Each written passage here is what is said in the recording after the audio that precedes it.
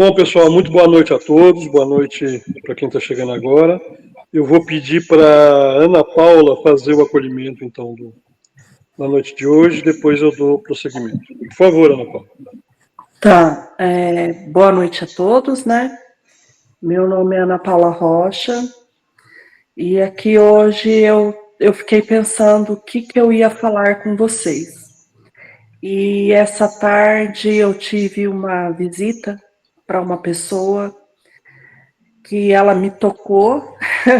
Se caso eu chorar, que vocês não dão bola, não.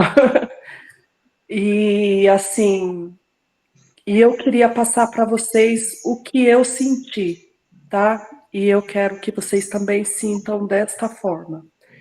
Que a vida da gente, independente do que nós temos, somos ou vamos ser, entendeu? Independente de sermos deficientes ou não, a gente tem que vivê-la intensamente, porque o estado que essa pessoa, que eu encontrei ela, que ela estava chorando, que eu nunca vi ela chorar, sabe? E ela me tocou e eu vi assim que a gente não pode deixar de viver, de ser quem somos, de sermos principalmente educados e querer bem, o bem da vida, o bem de estar, o bem de ficar, o bem de estar com tudo, entendeu? E somos assim, como se fala? Ai, fugiu a palavra da minha cabeça, mas a gente tem que estar de bem com as pessoas, porque, infelizmente, as pessoas não nos veem como pessoas normais, elas às vezes nos enxergam como pessoas com problema. E nós que temos que passar para elas que nós não temos problemas, nós somos normais. A gente só não tem a visão, mas nós temos coração. E a gente pode viver, podemos ser, podemos ter, e isso não impede a gente de ser feliz em momento algum desta vida. E é isso que eu queria passar para vocês, que é o que eu senti hoje, que independente do tempo que nós estamos aqui um do lado do outro, nós podemos dar a mão, podemos agregar, podemos ajudar e podemos ser ajudado também. A gente não pode só pensar em fazer, a gente pode pensar em receber da mesma forma. Não podemos ter ignorância nenhuma, tá? Porque eu vou falar também por mim. Está falando. Eu passei por um momento assim que eu sofri. Não foi uma decepção. Botão ativar que eu microfone. Fui procurar um trabalho, né? E a pessoa pegou, deixou bem claro para mim que ela queria uma pessoa com deficiência física, não visual. Aquilo ali me entristeceu no momento, mas assim, eu parei, pensei e falei, é uma pessoa que tem a ideia diminuída na vida. Ela precisa conhecer mais quem são as pessoas, sendo elas ou não deficientes, de qualquer forma ou de qualquer jeito. A gente tem que estar aqui e vivenciar e darmos o amor a todos, que eu acho que o amor vence tudo. É isso daí. Valeu, Ana Paula, obrigado. De nada. Bom, pessoal, boa noite para quem chegou agora, para quem ainda não falei. Bom, nós vamos começar a nossa roda de conversa de hoje. Deixa eu me apresentar primeiro. Eu sou o Ricardo, sou uma pessoa de 56 anos, homem, tenho cabelos grisalhos, pele morena, estou com uma camiseta cinza, acho que escuro, acho que é isso. E sou deficiente visual também, igual a Ana Paula. Fui diagnosticado com maculopatia miópica e síndrome de Fuchs. Eu ainda tenho baixa visão, mas devo ficar cego total. Bom, as nossas rodas de conversa sempre foram marcadas por pessoas que vêm uma vez por mês aqui conversar sobre a deficiência visual, alguma coisa que tenha a ver com a deficiência visual. E hoje a gente resolveu mudar um pouquinho e resolvemos convidar o Diego para vir conversar com a gente. O Diego foi diagnosticado com autismo e me chamou a atenção porque eu falei assim, olha, quando eu fui diagnosticado com a minha doença, depois de 1 hora conversando com o médico, não tinha mais o que fazer, eu virei para ele e falei, se eu sentar e chorar, doutor, resolve? Ele falou, não. Eu falei, então eu vou viver. E o Diego é uma dessas pessoas, eu acho que ele não sentou e chorou. Eu acho que ele resolveu viver. E o Diego, então, vou apresentar ele, é Diego Sena Simão, aluno de Física da Unicamp, está no penúltimo ano. Ele, além de ser aluno de Física, ele já dá aula como professor substituto no Colégio Oficina do Estudante, em Campinas. É um colégio preparatório para o vestibular.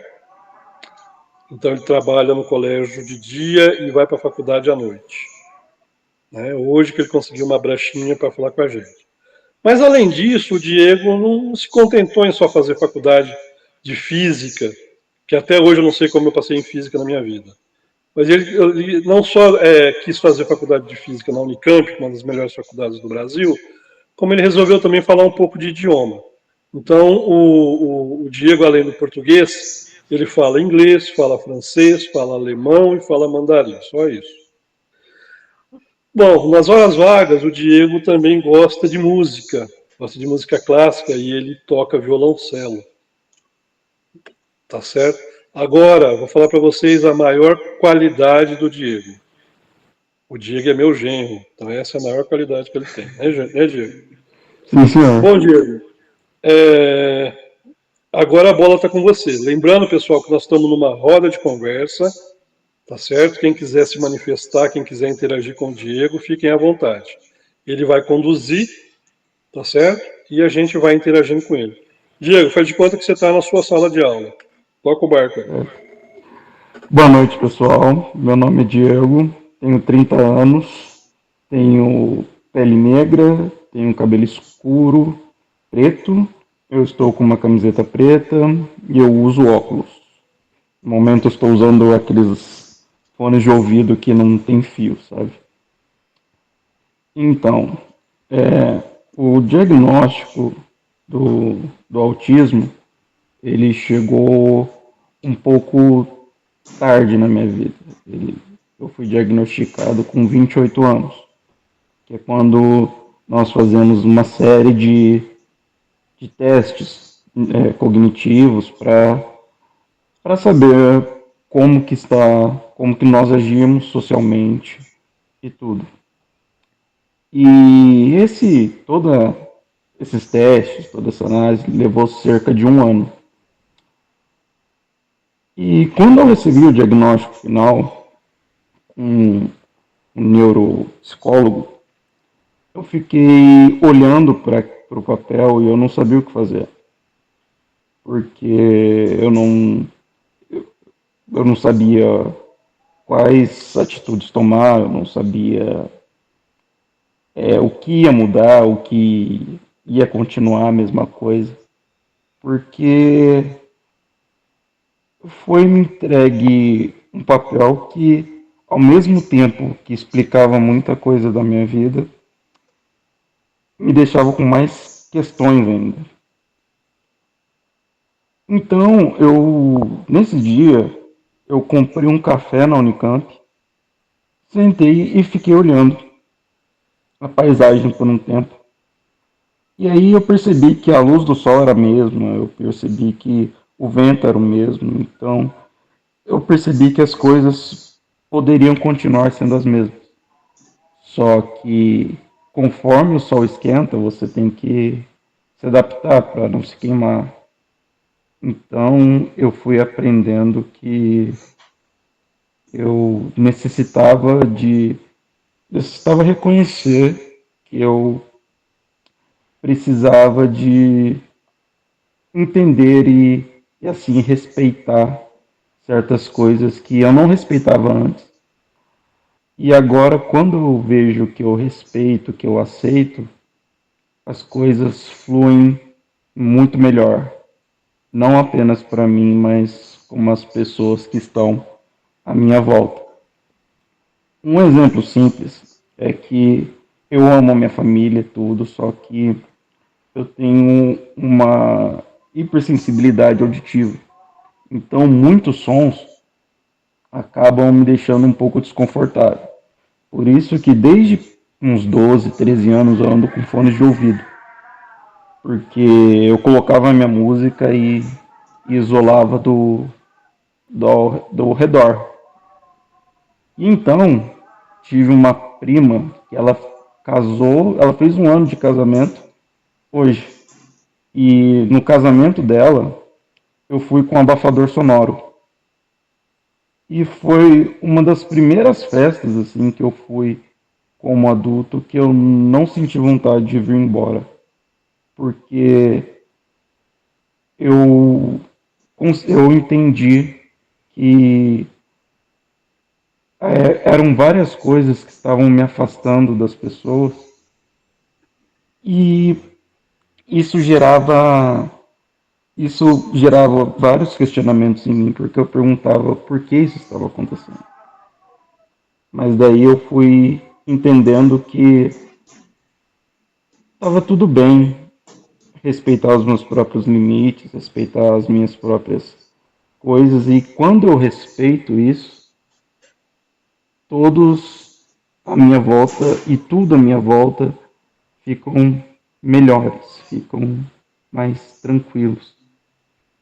Desde então, eu ando com um abafador sonoro para cima e para baixo. Ele não sai da minha mochila. Eu uso ele tanto quanto os meus óculos. E então eu fui percebendo que conforme eu fui me adaptando, tanto a cargas de medicamentos quanto a outras coisas, que é, eu sou normal. Porque a palavra normal, ela é muito, como que eu posso dizer, ressignificada, porque querem nos colocar num determinado padrão onde temos que nos comportar, agir e fazer as mesmas coisas do que as outras pessoas. Só que a vida não é assim, as coisas não são assim. Então, o jeito que usam a palavra normal acaba não sendo normal, que gera um paradoxo. Mas quando eu fui prestar mais atenção sobre isso, eu voltei os meus estudos para minha faculdade e fui tentar ver a questão da acessibilidade para os autistas, para portadores de TDAH, e percebi que muitos professores não têm nem ideia do que significa. São professores, são formados, mas eles não possuem um preparo para entender alunos com essas necessidades. E essa falta de preparo dos professores vai gerando uma falta de compreensão social, porque hoje, né, depois desse diagnóstico e tudo, eu faço provas adaptadas, que eu posso utilizar mais tempo, posso usar mais papel, faço um local separado, posso ficar com o meu abafador. E eu fiquei pensando que eu acredito que o Diego, com 15, 16 anos, gostaria de ter feito uma prova assim. Só que os professores do meu ensino médio não sabiam como lidar. Eles só viravam e falavam: estuda mais, estuda mais, estuda mais. porque para eles era só uma questão de estudar mais, porque se eu estudasse mais eu ia me encaixar no normal, igual todos os outros alunos.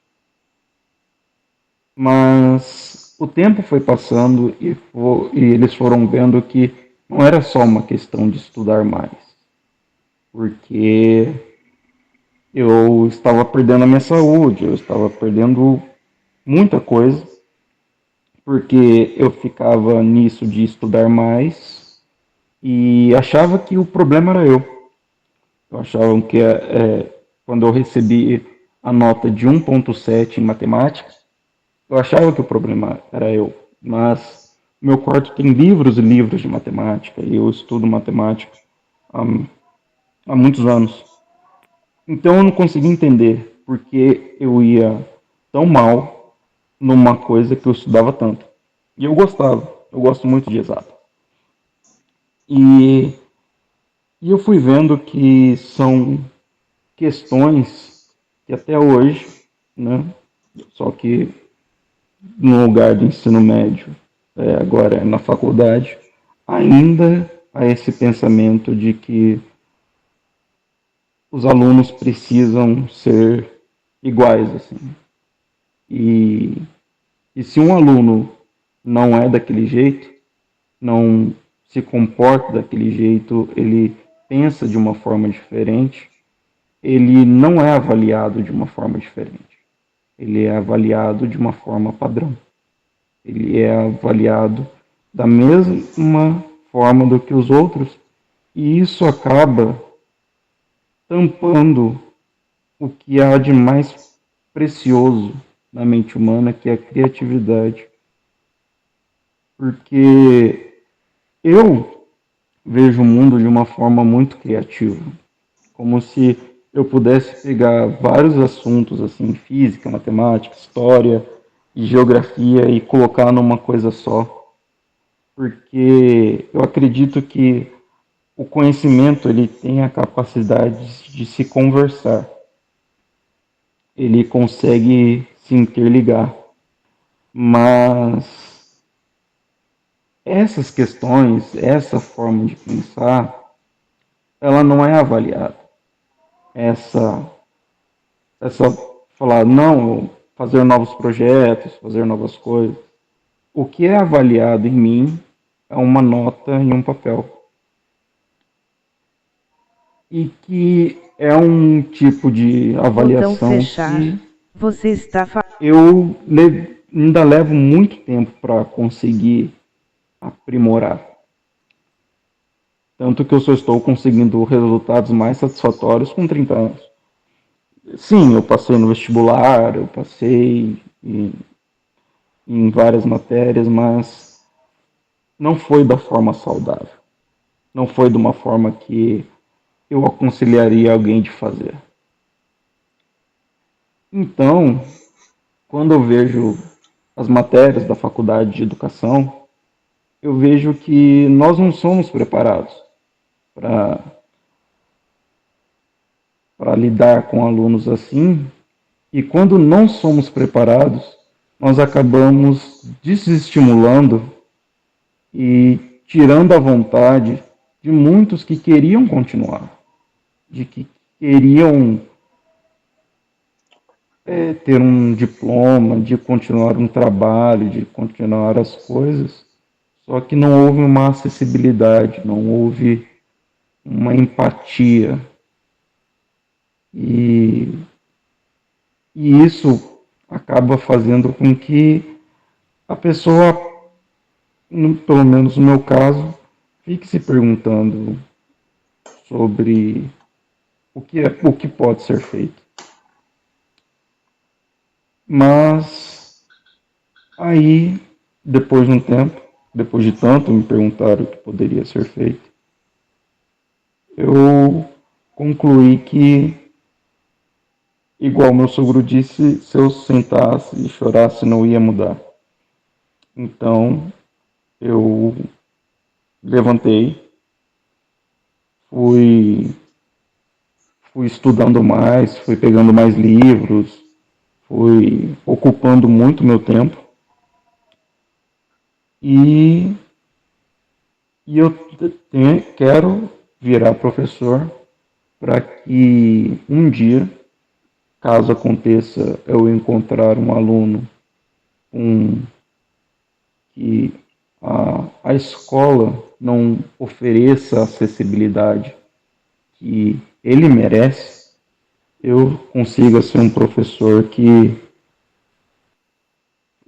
faça pelo menos a minha parte de entregar para ele a forma que ele merece ser visto, que ele merece ser entendido.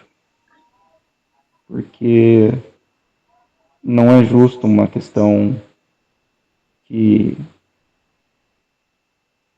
alguma deficiência ou alguma outra coisa nos tire a independência, nos tire a criatividade e a liberdade para fazermos as coisas.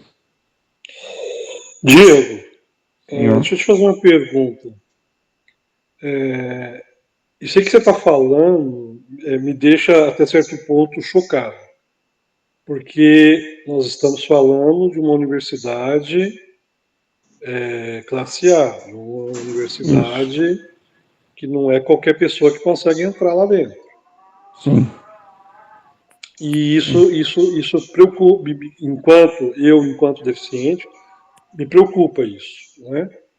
Porque Sim. como você falou, né, vários outros virão, vários outros virão. Sim.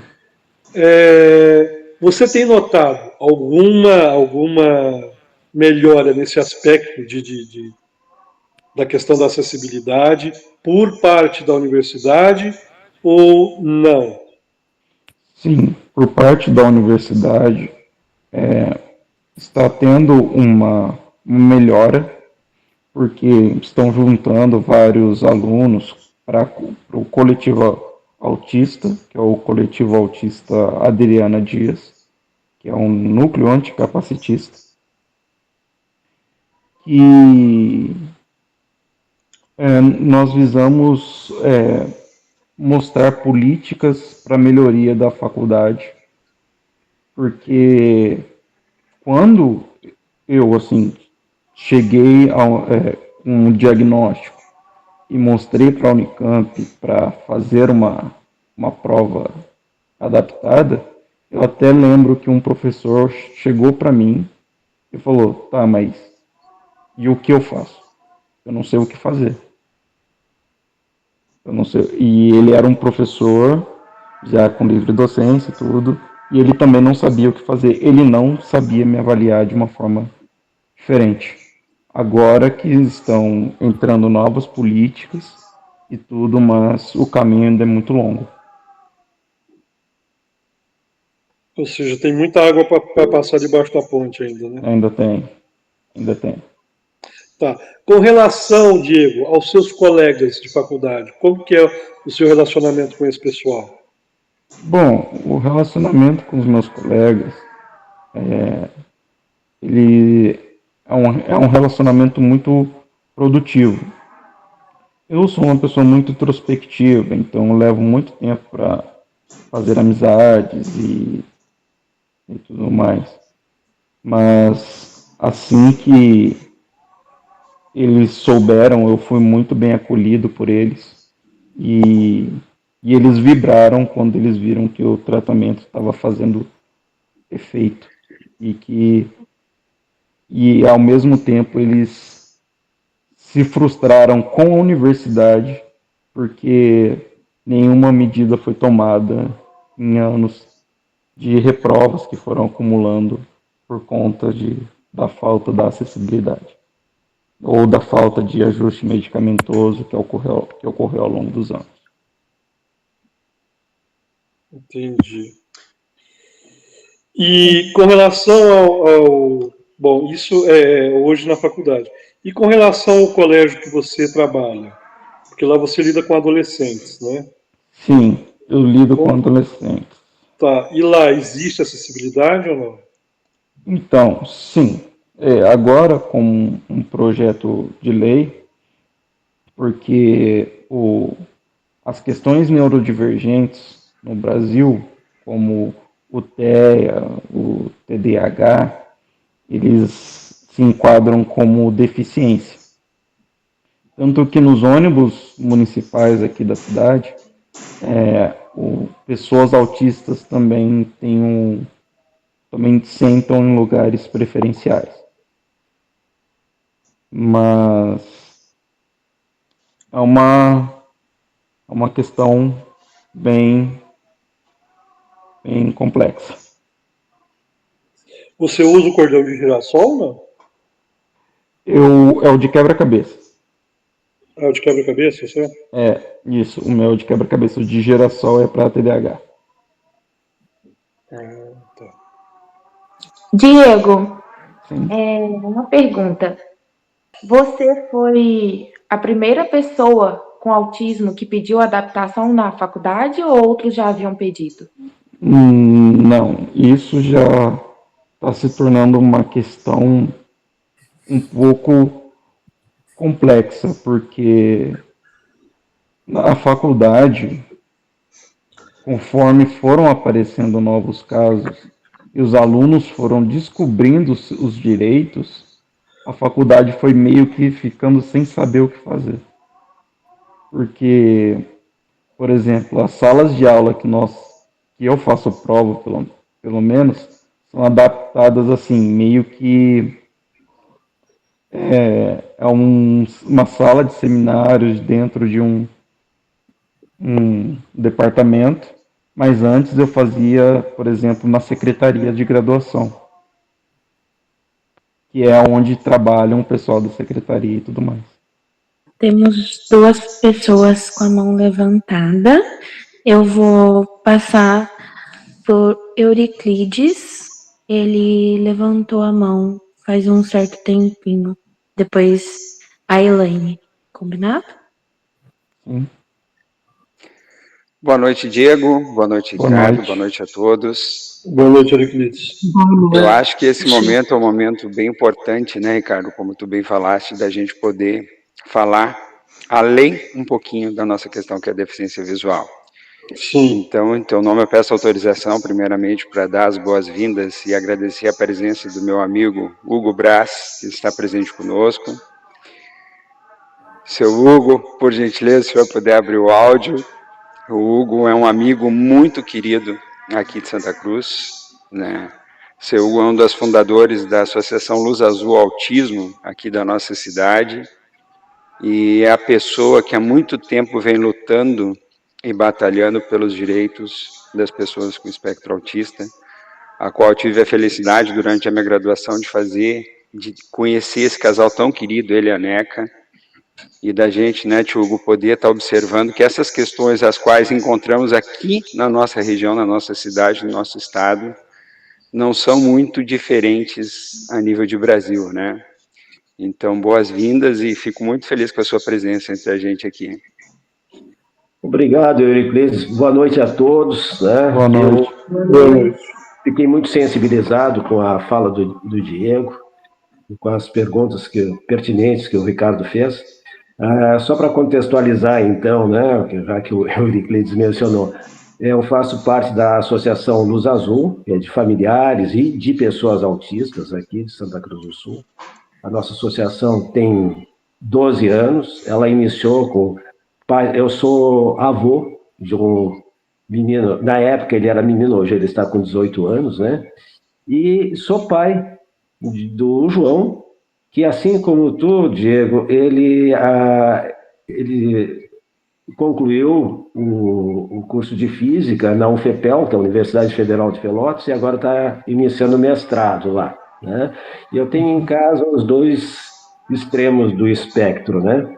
Tenho o meu neto, o Henrique, que requer um nível de apoio bastante intenso, e no caso do João, que tem uma autonomia maior, mas que também, em muitas circunstâncias, assim como tu também, Diego, requer também algum nível de apoio e de compreensão, e também ele traz relatos lá da universidade das dificuldades encontradas, né, na acessibilidade, porque sempre a gente se questiona, né? Quando se fala em acessibilidade, a gente pensa nas questões de mobilidade, né? E aí a gente para se perguntar assim, mas quais são as barreiras que precisam ser removidas para que se tenha uma efetiva inclusão escolar de estudantes com autismo, né? Então, se entra em tudo aquilo que tu vinhas colocando, né? Necessidade, atitudes, então barreiras atitudinais, barreiras metodológicas que precisam ser também removidas, né? Então é muito complexo tudo isso e eu fico muito satisfeito em estar aqui ouvindo e aprendendo tudo isso. E eu quero dizer que eu coloquei uma mensagem e repassei o link desse nosso encontro para um outro grupo, que é o grupo das associações de familiares de pessoas autistas que nós temos no Rio Grande do Sul, que é a chamada Rede Gaúcha para o Autismo, que iniciou em 2011 com 6 associações e hoje estamos com 64 associações compondo essa rede. Né? Então, eu gostaria, eu acredito que alguns devem ter se retardado, mas seguramente teremos, além do Euriclides, né, e de outras pessoas que vão estar aqui participando desse nosso bate-papo. Então, muito obrigado, tá, pela acolhida. Eu que agradeço. Grato, Diogo. Nós que agradecemos a participação do senhor e de todos os amigos aqui. Obrigado, gente. Obrigado você, Vicky. Obrigado, Hugo. Elaine, você quer falar? No caso, é o Charlie que vai formular a pergunta, mas é uma pergunta em conjunto que a Elaine e eu, a gente pensou... Tá usando o celular dela, né, Charles? Exato. Tá difícil a situação, tem que dividir tudo aqui. Mas é uma pergunta que a gente estava formulando ao mesmo tempo, né, pro Diego. No caso, no local de trabalho dele, que é uma escola, ele dá aula, como é que ele lida, né, com essa parte aí da vida dele, porque, né, ele falou que tem muita acessibilidade com audição e acredito que uma sala de aula não deva ser muito fácil. E aí, aproveitando também, queria saber se ele teve ou tem um apoio lá da escola e como é que foi falar dessa situação para os alunos e para os professores, como é que foi? Crianças são muito barulhentas sempre, né, Di? Sim, crianças são barulhentas. É que quando eu entro na sala de aula,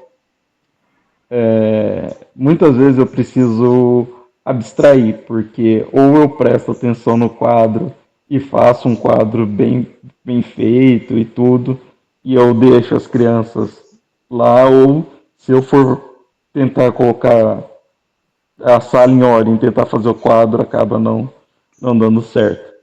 O que o oficina ele sempre me ajudou foram com questões de poder usar abafador, de entender como que eu faço as coisas.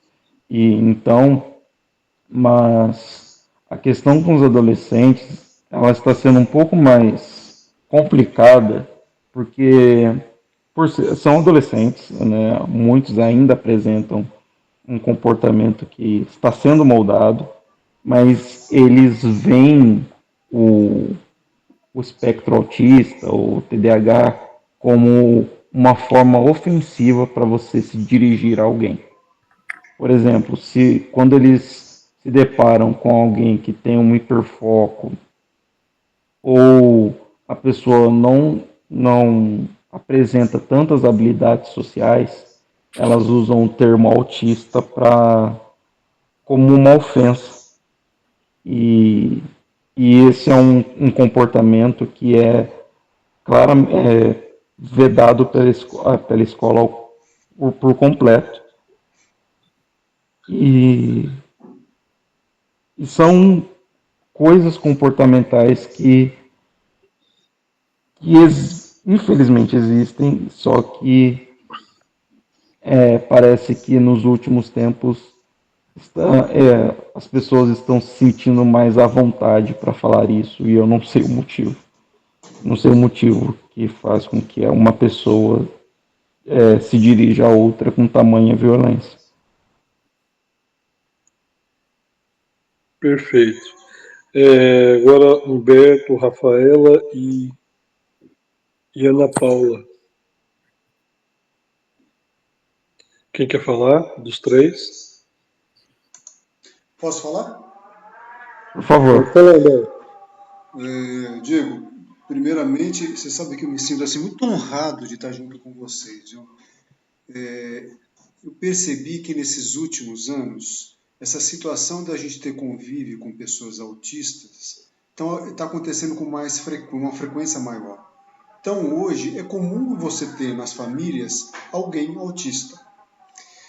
Então, eu queria te perguntar, na tua experiência, isso ocorre, ou está ocorrendo por um motivo do momento atual que a gente vive, das interações, da alimentação, da internet, ou alguma coisa, existe um motivo que acentua essa condição de autismo? E uma outra pergunta que eu gostaria de fazer para você. Eu sou estágio, eu tenho problema de vista, baixa visão desde 12 anos, quer dizer, eu passei meu período de escola com luneta. E eu ia com a luneta para dentro da sala de aula. Então, toda essa discriminação, preconceito, eu vivi, sofri, mas isso me trouxe uma coisa a mais, porque a minha esposa me conheceu nessa condição. Então, não foi um limitante para mim. Foi uma coisa que me fez vencer. Eu vejo assim. Eu gostaria de saber de você o seguinte, o que falta para uma pessoa autista hoje na sala de aula? Além do que eu entendi que você tem uma dificuldade com som, ambiente, relacionamento, o que faltou para você? O que está faltando? São duas perguntas, tá? Bom, a primeira pergunta é uma pergunta muito profunda, porque nós, com cada vez mais acesso às redes sociais e tudo, nós estamos entrando num sistema de hiperconsumismo. Nós estamos consumindo muitas coisas na internet e tudo, só que em alguns casos consomem de uma maneira muito rápida. Como eu vou conseguir explicar para o senhor de uma forma, por exemplo, são pessoas que elas ficam no TikTok assistindo vídeos rapidamente e não há um tempo para processar e digerir esse vídeo. Então elas acabam se adaptando a um sistema de mídia que elas querem coisas rápidas. E quando elas se deparam com um filme ou com algo mais complexo, isso faz com que elas não tenham o hábito de consumir aquele novo formato. Então, muito do que se deve ao comportamento de ansiedade, que pode ser ligado a essa questão, que alguns veem como um traço do autismo, outros não, é isso de não conseguir focar, né, de não ter um foco. Por exemplo, eu, para conseguir ter foco e fazer as minhas atividades do dia a dia, eu faço uso de medicação. Mas eu já tinha esse problema de foco há muito tempo. E até onde o nosso consumo de internet e tudo mais está atrapalhando o foco, ou se isso é uma questão que vem já desde o nascimento e de uma forma cognitiva, entende? Então, essa está sendo uma das principais formas de você estudar e pesquisar para ver até onde os novos testes, eles estão conseguindo ser muito mais profundos nessa questão. Mas muitos, como que eu posso dizer, isso que acontece em várias redes sociais, são pessoas que se denominam autistas pela falta de foco. Elas não possuem um laudo, assim, porque para conseguir ter todo o laudo, tudo leva um tempo, são vários testes com 200, 300 perguntas, que é feito ao longo de semanas ou meses. E às vezes a pessoa ela fala, não, tem um problema de foco, eu tenho autismo. E não é bem assim. Então tem muitos desses casos.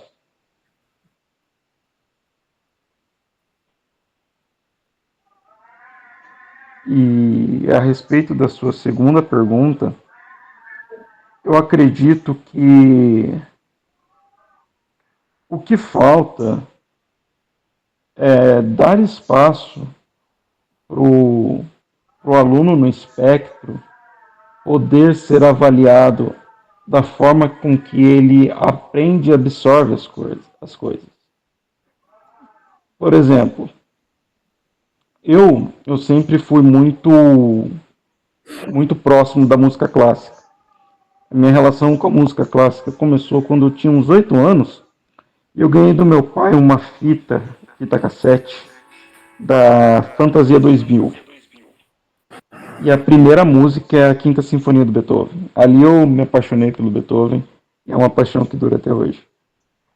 Então, eu fui fazendo pesquisas que relacionavam sons e cores, que usavam conceitos de ótica e acústica na física. Só que esse tipo de pensamento e projeto, ele não é avaliado. Por exemplo, se eu mostrar essa proposta para um professor, ou uma proposta de um projeto, de qualquer outra coisa que envolva a disciplina dele, ele não vai me avaliar por aquela proposta ou de uma forma que eu consiga manifestar em minha criatividade. Ele vai me avaliar pela forma padrão que avalia todos os alunos, ou seja, a prova. E isso acaba causando um grande estresse, entendeu? Eu não sei se eu fui tão claro. O lidar com o emocional da prova, isso sim afeta? Afeta, afeta muito. Afeta muito, porque a prova, ela não tem apenas um... É que quando, como aluno, que agora eu vejo a prova tanto como aluno, como professor. E a prova é um momento, né? A prova, ela é um método avaliativo que você avalia o aluno durante 2 horas, num dia X, no mês X, que ele pode estar num dia bom e ir muito bem, ele pode estar no dia mal e ir mal, mas isso não vai fazer com que eu realmente saiba se ele estudou ou não. E essa forma faz com que ela acabe dando um peso emocional de que eu vou mal na prova, então o sistema me olha como se eu não tivesse estudado nada, sendo que eu virei inútil estudando. Então acaba tendo a nota acaba tendo essa caracterização. Perfeito. Ana Paula, quer falar? Tinha outra pessoa, não tinha? A Rafaela. Ela pode perguntar, depois eu pergunto. Então vai, Rafa. Boa noite, meu nome é Boa Rafaela. noite. Eu tenho cabelo preto, tô com uma camiseta preta, um colar de bolinhas de pérolas, a minha pele é parda e eu tô usando óculos. Eu vou perguntar uma coisa pro Diego. É óbvio que enquanto namorada a gente conhece a pessoa mais profundamente, mas apesar de a gente estudar áreas bastante diferentes em sentido de método, eu acho que a gente tem uma coisa em comum nisso, que é o gosto pela educação. E aí uma das perguntas que eu tenho para ele é em relação ao comportamento do autista enquanto professor. Porque assim, é notável Eu acho que as pessoas aqui assistindo que possuem deficiência visual ou pessoas que possuem alguma neurodivergência, qualquer tipo de característica que destoe da norma, a gente sabe que dentro do campo da educação não são o tipo de pessoas que é comum a gente ver dando aula. A gente vê alunos surdos, mas é difícil você ver um professor surdo encarando uma sala. Assim como é difícil você ver um professor com espectro autista, um professor cego. E existe toda essa segregação social que marginalizam essas pessoas e dificultam com que elas consigam ensinar. E é muito interessante observar quem ensina, porque o professor é colocado numa imagem de autoridade social. Então, quando você diz que trabalha na educação, as pessoas passam a ter uma visão diferente de você, um certo respeito, e isso é legal e importante para gente, porque é realmente uma dedicação que exige muito afeto e muito gosto mesmo. É algo que você tem que. Eu defendo isso, né? Para você conseguir trabalhar com sala de aula, você tem que realmente ter isso como um desejo e algo que você gosta de fazer e faz bem.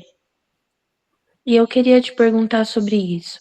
Eu sei que muitos dos seus alunos gostam muito de você, você perdeu uma turma de muitos bagunceiros e todos eles amavam você e iam no seu plantão de outras turmas e você é um professor muito querido entre as crianças.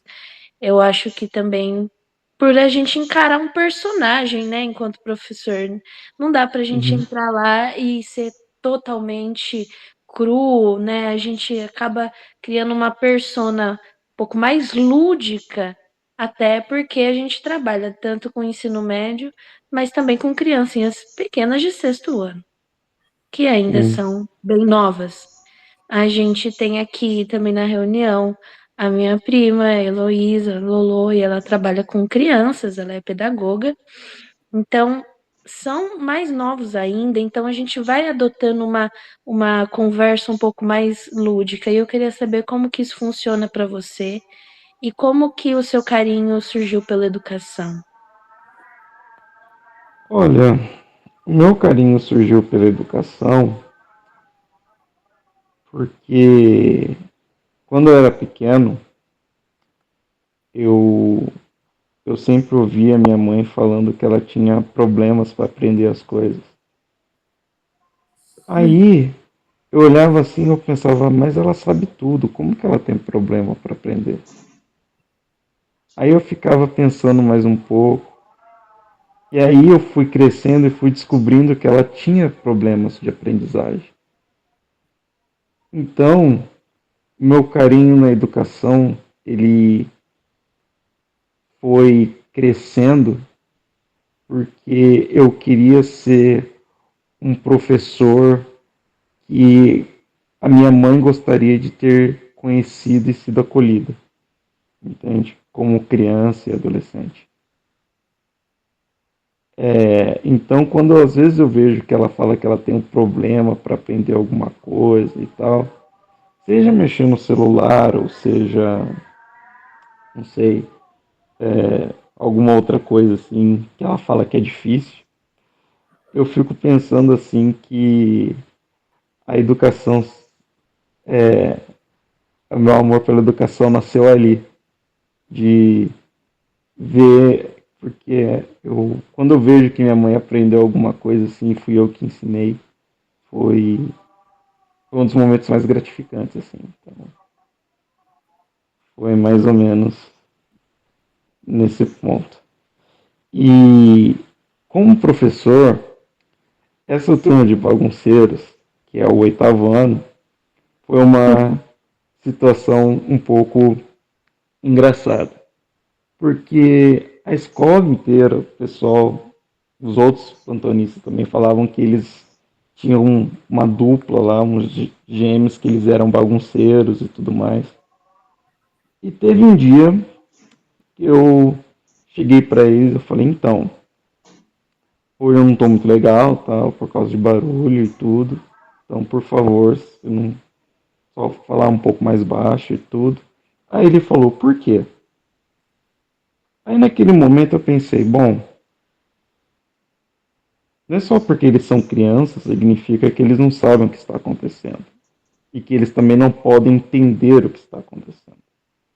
Aí eu expliquei para eles, eu falei, não, é porque eu sou diagnosticado com autismo, eu tenho um problema sonoro que quando vocês fazem muito barulho, eu acabo perdendo a concentração, eu acabo não conseguindo conectar e eu acabo me perdendo. E, e é uma questão assim, não é culpa assim de ninguém, mas eu só peço para que vocês não façam tanto barulho, porque aí eu consigo fica legal para mim e para vocês. E desde então, daquela conversa, eles se sentiram à vontade comigo para falar as coisas e eu fui falando com eles sobre as minhas vivências. Então, isso foi com que eu ficasse tão próximo dessa turma. Foi porque eles me acolheram e eu acolhi cada um deles de uma forma diferente.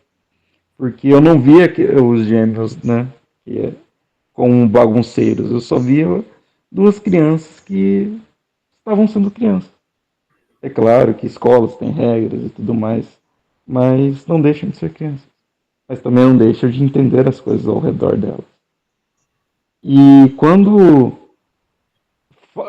há uma conversa com elas e, e nessa conversa você respeita a criança, respeita o que ela pensa e tudo mais,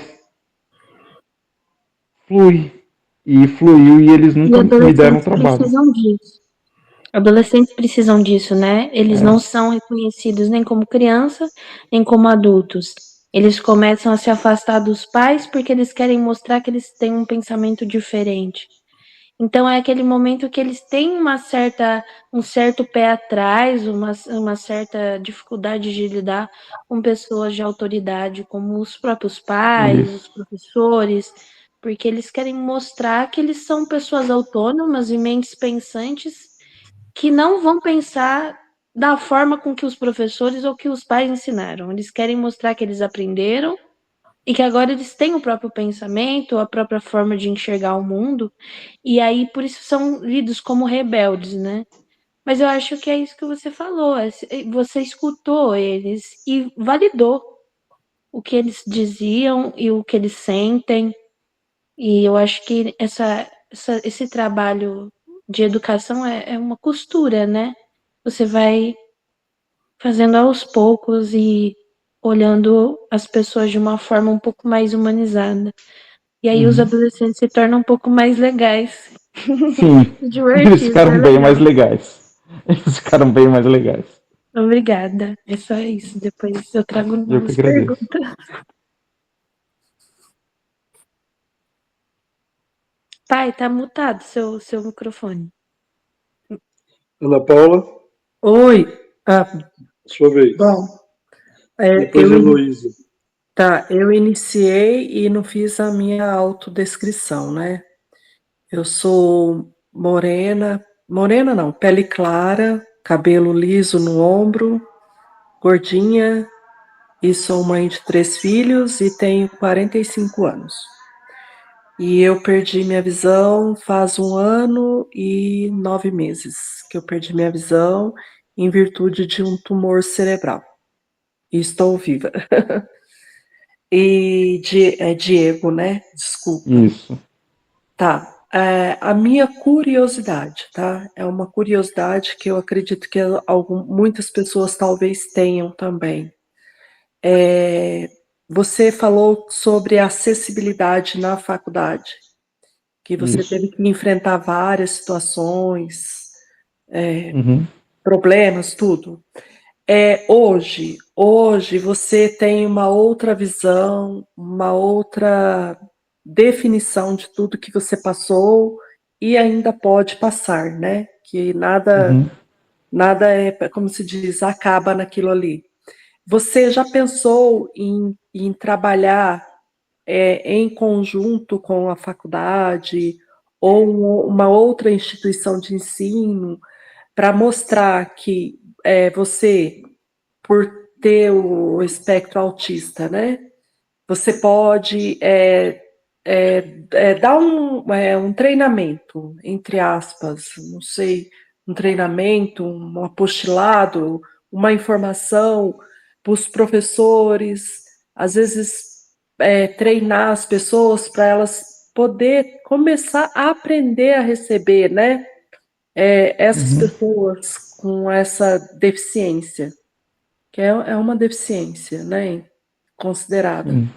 Você já pensou em trabalhar ou você já faz isto?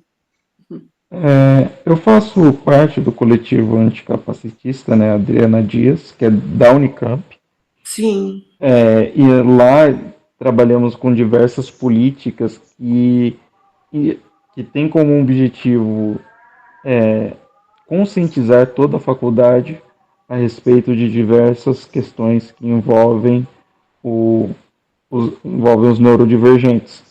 E uma dessas, por exemplo, são cotas para neurodivergentes, que isso os ajudaria a entrar no vestibular e também na Unicamp de uma maneira que seja mais justa com o espectro e níveis de suporte e tudo mais que é do aluno. Mas eu tenho um orientador que ele, ao ver o meu problema, ele foi aprendendo muito comigo sobre como avaliar os alunos, e ele foi também me relatando de que muitos professores agora estão mostrando essa preocupação.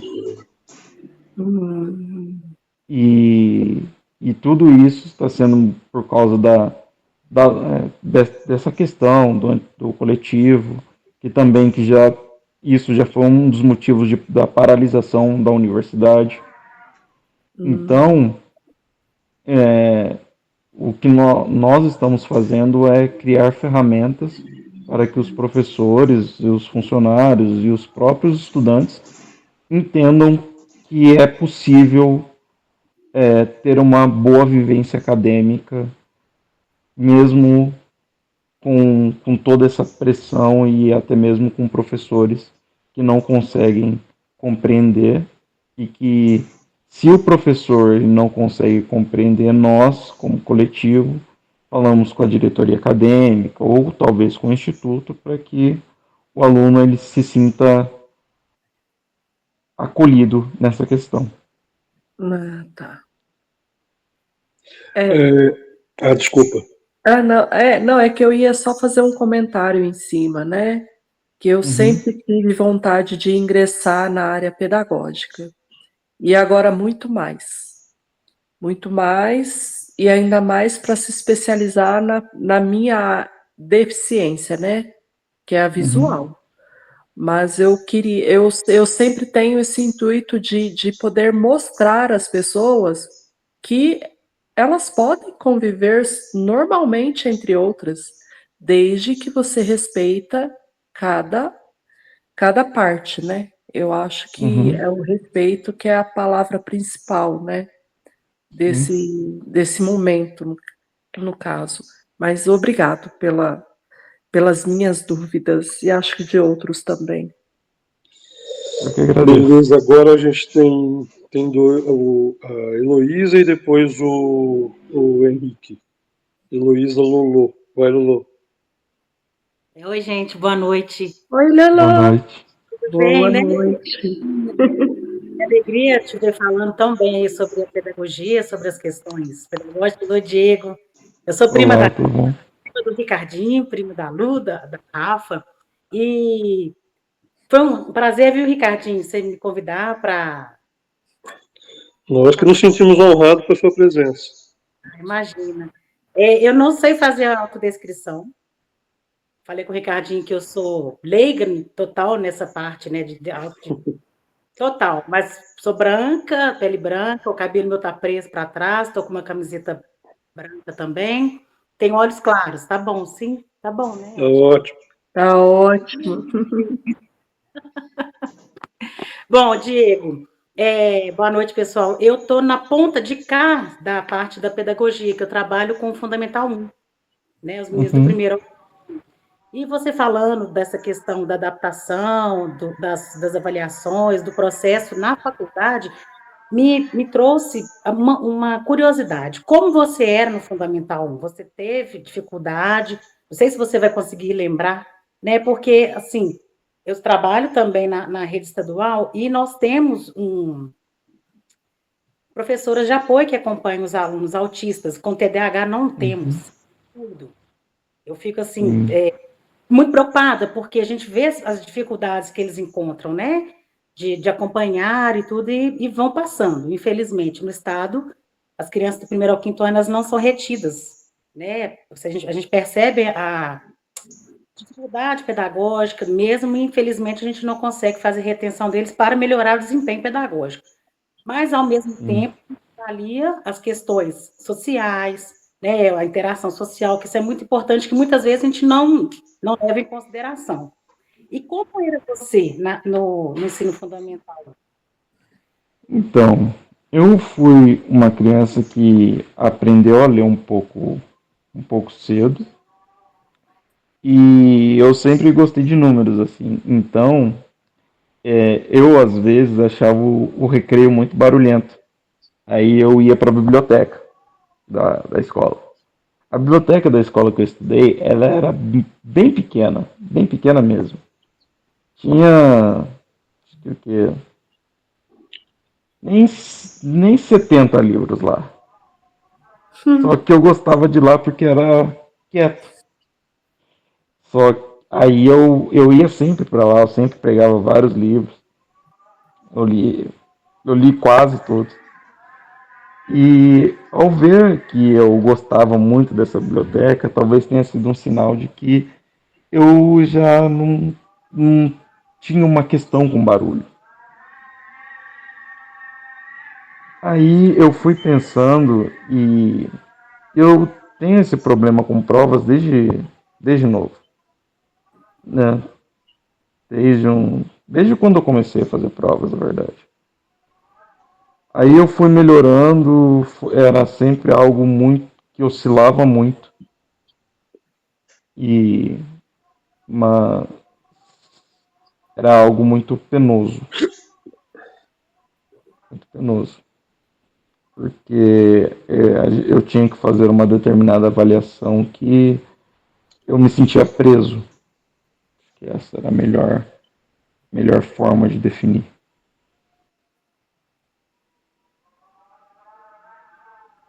Então, deixa eu só perguntar mais uma coisa, assim, Ricardo, só um momentinho. Teria um outro tipo de avaliação que você acha que é difícil, né? Eu teria passado, uma avaliação oral, mas esse tipo de adaptação você acha que seria mais interessante para você nesse aspecto de avaliação? Olha, assim, sim, eu acredito que a avaliação tem que existir como a respeito do aluno e tudo mais. Porém, a avaliação ela não pode ser vista de uma forma que vá mais dar um retrocesso para um aluno do que um progresso.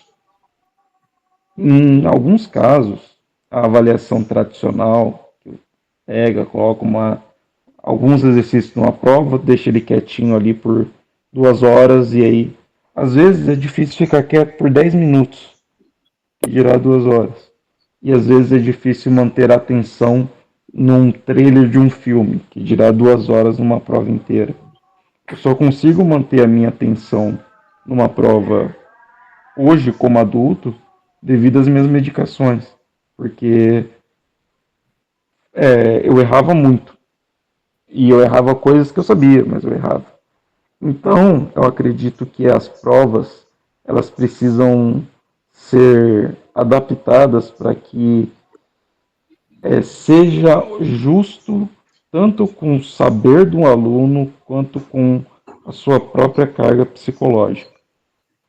Porque não adianta nada querer que o aluno desenvolva um saber e acabar denegrindo tanto o psicológico dele, piorando tanto a questão neural, que estudar para ele vai se tornar um fardo.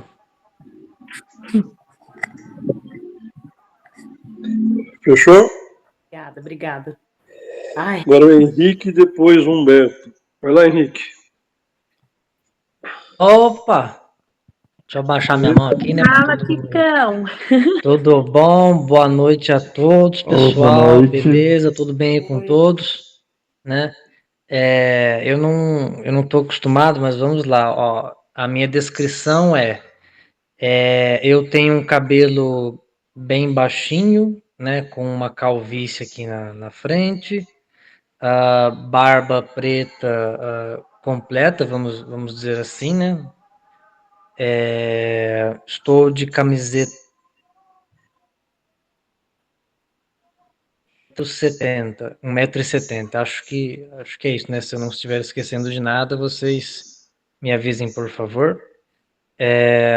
Eu sou atualmente estudante pesquisador, né? Eu gosto de chamar, né? Pesquisador no nível doutorado na Universidade de São Paulo, né? Na área de farmácia, né? E também já sou praticamente primo do Diego também, né? Não só da Rafaela, olha aí que legal. Então, praticamente estou numa reunião de... presente. Então eu estou praticamente numa reunião de família aqui, né? Porque estou em vários parentes, portanto está sendo muito bacana, né? Esta roda de conversa, estou gostando bastante. Eu gostaria, assim, de colaborar, né, com uma historinha de que eu lembrei, né, muito bacana. Depois de ouvir vocês comentando sobre esse assunto, eu gostaria de colocar isso na conversa, assim, para vocês refletirem ao longo da semana, porque eu gostei muito e eu me lembrei dessa historinha hoje. É uma história curta, pessoal, não se preocupem. E vou deixar o link aqui no espaço de comentários para vocês acessarem, se vocês quiserem, né, ter acesso novamente.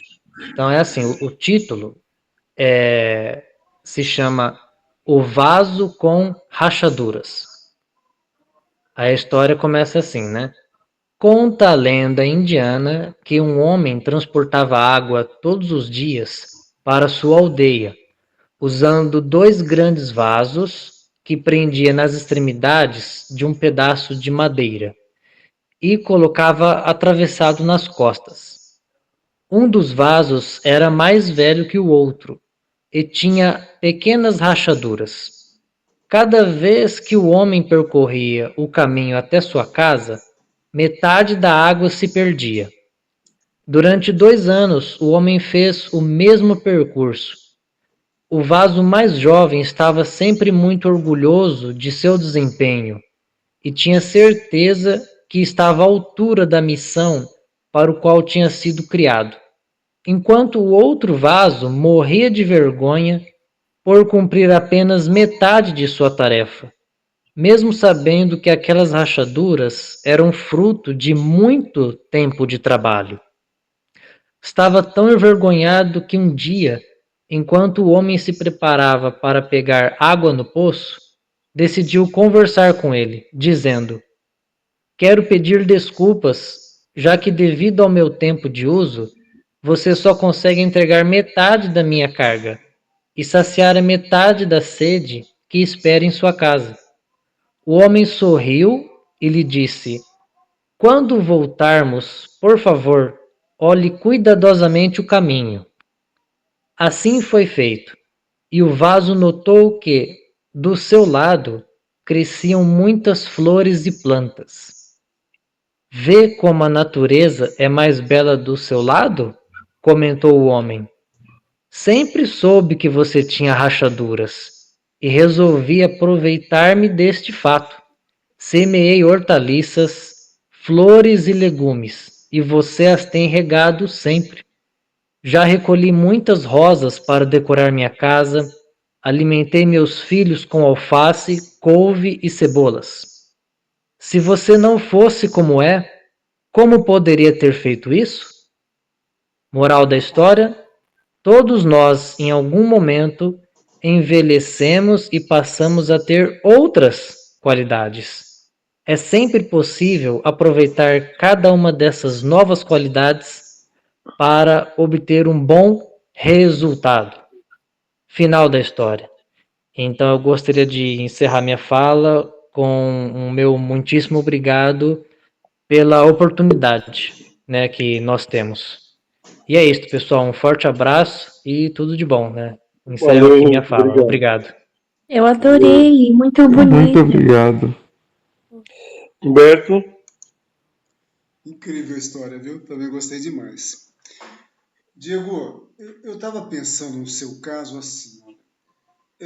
Você diz que teve dificuldades na escola e tudo mais, mas você está concluindo a tua formação em física. Você fala 4 línguas e você toca instrumento. Então, eu recordei de uma vez eu assisti um documentário na Discovery, eu achei incrível. E o programa chamava Os Incríveis. E o que ele relatava? Ele dizia mais ou menos o seguinte: mostrou uma pessoa no alto de um prédio que tinha uma mente fotográfica. Então, essas pessoas, elas conseguiam desenhar e tinham uma habilidade própria para desenho incrível, com detalhes que uma pessoa que não era assim não conseguia. Só que ele tinha uma situação, ele não conseguia fazer troco. Então, como é que a gente entende isso? Por um lado, a pessoa tem um desenvolvimento assim incrível, mas por outro lado, ela tem uma dificuldade. Então, eu queria te perguntar, na sua vida, o que você percebeu desde quando você estava se formando, no teu início de escola? Você conseguia perceber que você tinha uma habilidade para línguas, para exatas, como você falou, assim, diferenciada? Olha, eu percebi em relação aos idiomas. Por exemplo, eu faço Duolingo e tudo mais, e lá tem vários. A Rafa sempre brinca que eu devia ser patrocinado por eles, por causa do tanto que tem lá. Mas eu gosto de aprender idiomas desde pequeno, desde uns 7, 8 anos, que eu pegava assim, apostilas antigas dos meus primos, que eram mais velhos, e eu pegava e ficava lá escutando CDs, escutando músicas e tudo. Idioma sempre foi um hobby que eu sempre levei com muito carinho. Incrível, você tem habilidade para música também, né? Você toca baixo também, né? Não, mais violoncelo. Baixo, contrabaixo não. Pois é. Violoncelo é um pouco menor. E isso, por exemplo, você não tinha essa situação de pressão, de repente você está tocando em público, não sei como é que é, né?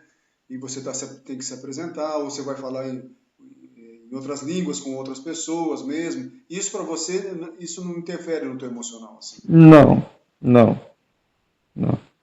O que mais me interfere é a avaliação padrão, assim, porque se não fosse, por exemplo, eu reprovei muitas vezes na faculdade porque eu não conseguia fazer avaliações da mesma forma.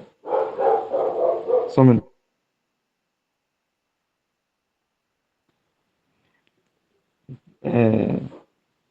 Então, se não fossem tantas reprovas, eu teria me formado já há um tempo. Então, não conseguir fazer provas foi uma coisa que me frustrou um pouco na carreira acadêmica. O Diego. Senhor. Para quem não sabe, pessoal, meu filho caçula, o João, ele tem TDAH. E o João, assim, pensa uma figura. Para vocês entenderem como é que funciona hoje, no caso o João tem 11 anos, por exemplo, ele estuda, vai ter prova amanhã, então ele está estudando. Estudou hoje à noite, sempre deixa para estudar à noite, que ele fala que está mais perto da prova. Aí chega no dia seguinte, eu chego para ele e falo, e aí, João, pronto para a prova? Ele olha para minha cara e fala, que prova, pai? Então, assim, esse tipo de coisa me choca um pouco. Mas aí, né, ele faz tratamento, ele toma o remedinho dele e tal. E quando chega lá na escola, ele consegue se concentrar na prova e fazer. Agora, nós pedimos para que ele faça a prova adaptada. Ele não fazia até então. E também não fazia a prova isolado. Ele se sentia constrangido com isso. Hoje ele já não se sente mais. Chega na hora da prova, passa a orientadora lá na sala, vai pegando, vai passando em todas as salas, vai pegando a galera que vai fazer prova separada. E aí, Diego, quando ele começou a fazer as provas adaptadas, a nota dele mudou. Entendeu? A gente nitidamente nota que ele melhorou na escola, né? Ele não é um mau aluno. De vez em quando, é assim, no caso do João é 8 ou 80, entendeu? Ou ele tira 1 ou ele tira 10.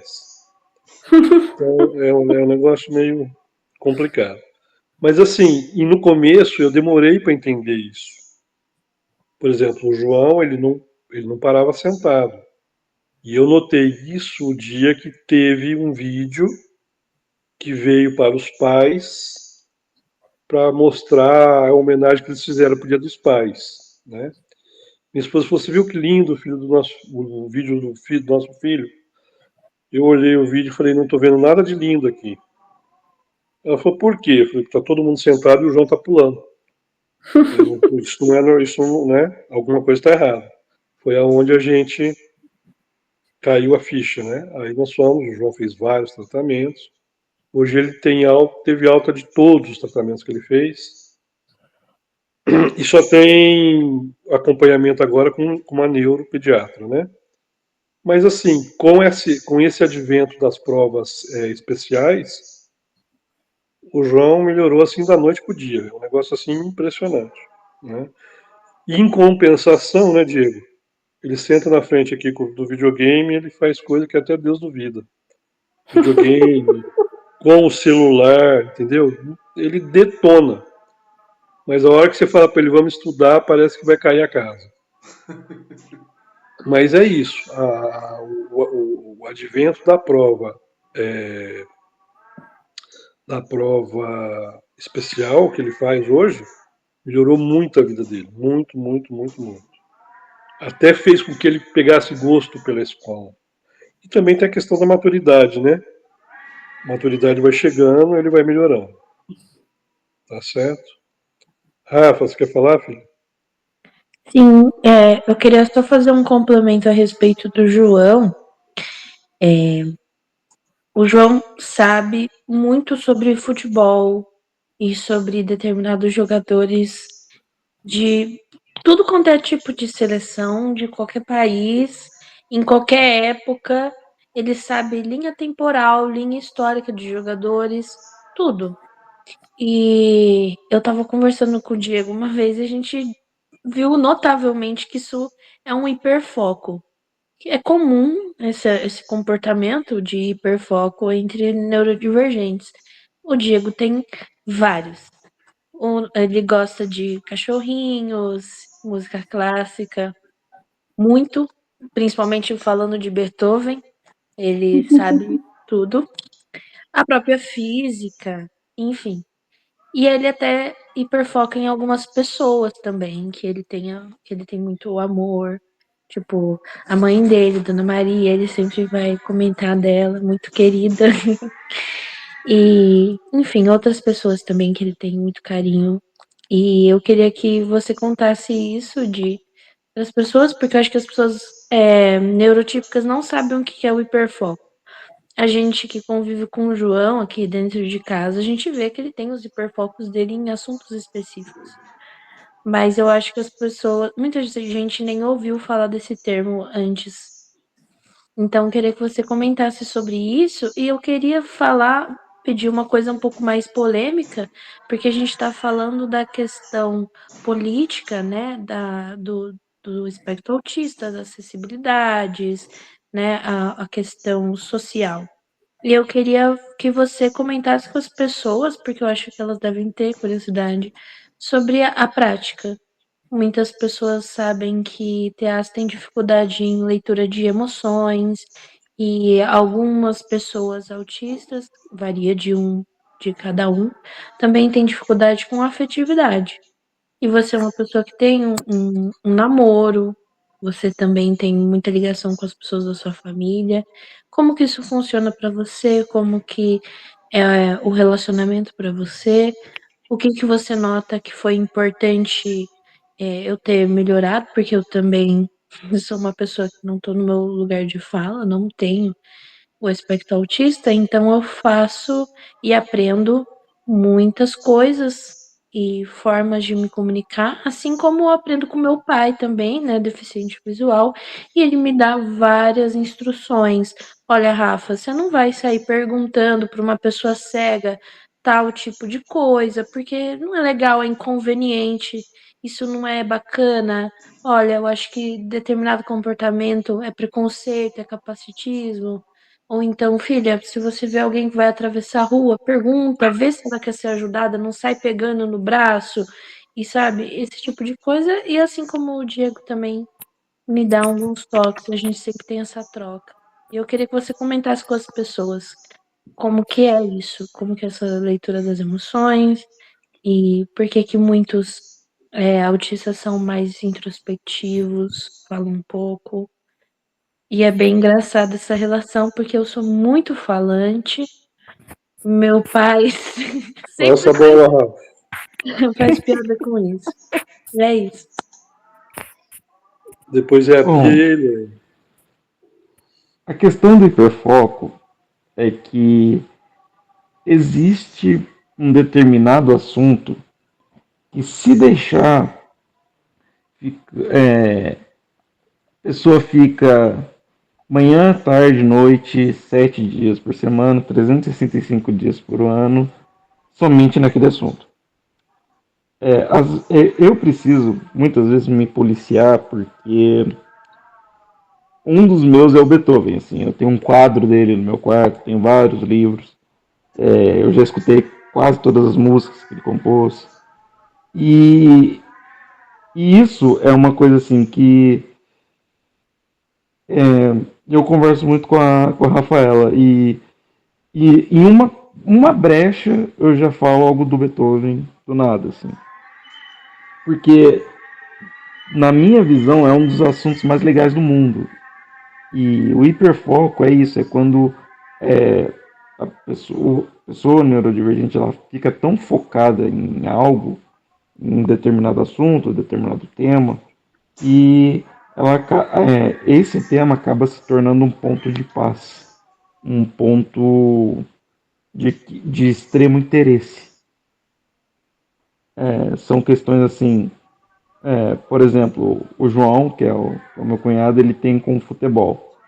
Por exemplo, ele consegue falar de jogadores de vários times e tudo mais, que nem eu vi jogar. Eu tenho o dobro da idade dele, mais que o dobro da idade dele. Ele teve um dia que ele falou assim que teve um cara batendo falta e ele falou que não devia ser tão boa quanto a do Rivelino, ou algo assim. Algo próximo desse comentário. Aí eu fiquei me perguntando como que ele sabia do Rivelino. E ele não é da linha temporal dele, assim. E ele já tinha conhecimento do jogador. E quando a gente foi conversar sobre isso, a gente ficou horas e horas e horas falando. Porque era um assunto, assim, que, num termo mais informal, é muito legal de ficar falando, de ficar lendo, de ficar pesquisando. É muito legal. É uma sensação de conforto. E também é uma sensação de conforto quando a pessoa escuta sobre isso. E a respeito das emoções, é uma coisa assim, porque eu não consigo ler as emoções do ambiente. Por exemplo, eu não consigo entender uma piada, eu não consigo entender sarcasmo, porque eu acho que as pessoas estão falando sério o tempo todo. Então, se a pessoa tenta usar o sarcasmo, eu vou pensar que ela está falando aquilo de verdade. E isso foi uma questão também no relacionamento que depois que a gente foi se conhecendo, a gente foi entendendo que é um. Como que eu posso explicar? É uma forma assim de uma forma diferente de ver as emoções, de ver como que elas se manifestam. E enquanto algumas pessoas vêm de uma forma mais emocional, outras vêm de uma forma um pouco mais racional. E é o equilíbrio, basicamente. Eu acho que é isso. Legal. Bia? O microfone está fechado, Bia.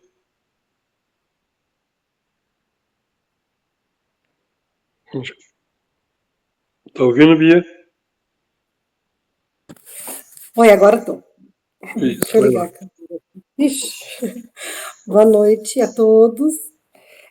Sou Beatriz, aqui do Paraná, e trabalho na rede estadual de ensino com educação fundamental, que é Fundamental 2, né, que é desde o 6º até o 9º ano, e também no ensino médio. Atualmente estou trabalhando numa escola na sala de recursos, que dá apoio para os alunos com deficiência, com algum transtorno. Existem muitos na minha escola, e cada vez está aumentando mais. Mas aqui em Londrina, eu trabalho com os autistas, está sendo muito bonito, muito eficiente.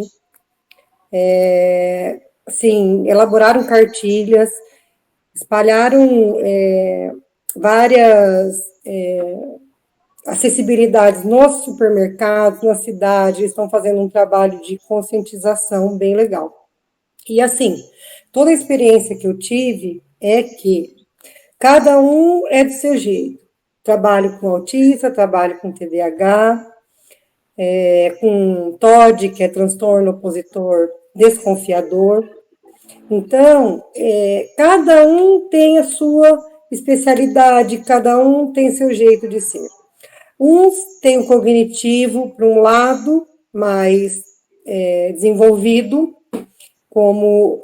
e também os autistas, a gente percebe assim, eles são metódicos, eles são bem assim, 1, 2, 3, 4, 5, 6, tem que ser a sequência para eles.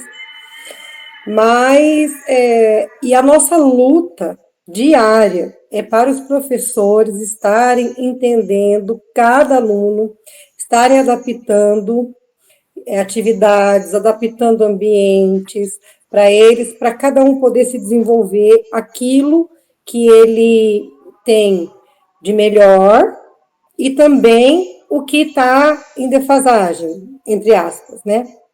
Mas, então, são vários, N tipos de comportamentos, tem uns, realmente os autistas, sensorial atrapalha muito, o som muito alto, na sala de aula, às vezes, os alunos, sexto ano, eles pegam fogo na sala, e gritam mesmo, sabe?